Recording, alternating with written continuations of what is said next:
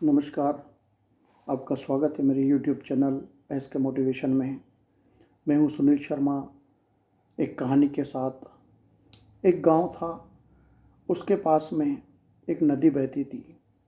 उस नदी किनारे एक बेर का पेड़ था जहां पर एक बंदर रहता था, और उस नदी में एक मगरमच्छ रहता था। वह बंदर उस पेड़ से मीठे मीठे बेर उस मगर के लिए डाला करता था।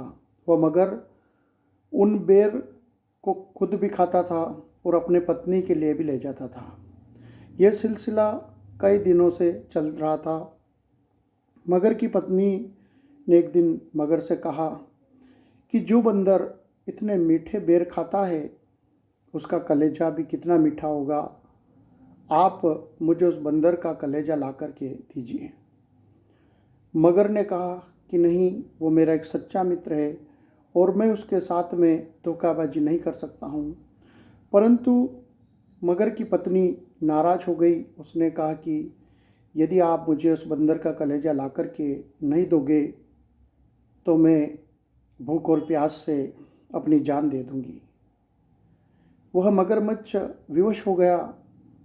वो गया उस बंदर के पास। उसने कहा कि भाई, आज हमारी शादी की सालगिरह है और मेरी पत्नी ने बहुत अच्छे अच्छे पकवान बनाए हैं, और उसने कहा था कि आप अपने बंदर भैया को भी लेकर के आना।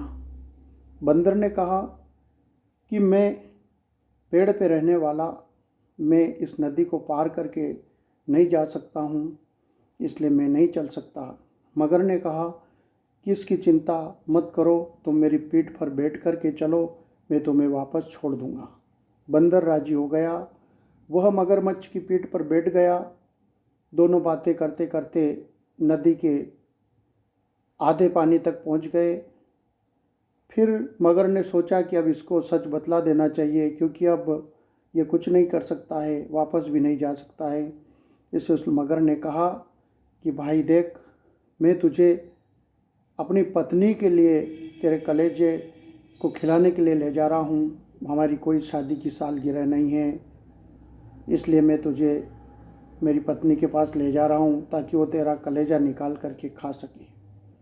बंदर ने सोचा कि आज तो अपनी जान जाएगी। उसने तत्काल निर्णय लिया कि हाँ भाई, कोई दिक्कत नहीं है, परंतु मेरा कलेजा तो मैंने उस बेर के पेड़ पर ही टांग दिया, वो तो वहीं रह गया। मगर ने कहा कि चलो, वो लेकर के वापस आते हैं। बंदर और दोनों वापस नदी किनारे आए।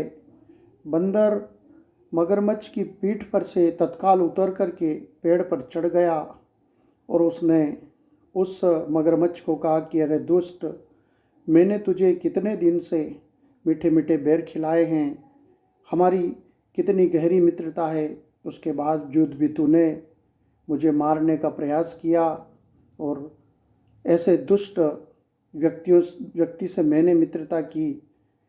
आज के बाद मैं तुझसे कोई दोस्ती नहीं रखना चाहता। साथियों, आपके जीवन में भी यदि कोई ऐसा दुष्ट मित्र हो तो उससे मित्रता नहीं रखना चाहिए, क्योंकि वो कभी भी धोखा दे सकता है। यदि आपको मेरी कहानी अच्छी लगी हो तो इसे लाइक और शेयर अवश्य करें, और मेरे चैनल को सब्सक्राइब करना ना भूलें। जय हिंद।